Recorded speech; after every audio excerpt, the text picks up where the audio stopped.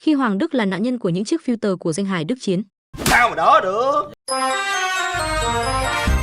Mâm cưới cùng cao trầu sang, hãy nhân khúc nhạc hân hoan, ta hát mừng ngày mình du quy. Hết ly cùng nhau chúc mừng, cùng ca gian khúc nhạc đêm nay, cất lên với nhạc sao bay, rót tin mừng đầy những vui tươi, mừng dâu ngày cưới. Trai ở xóm trên mừng anh, gái ở xóm dưới mừng em, cô dì chú bác mừng ta, xóm giềng cũng vui. Nào ta cùng say hết ly với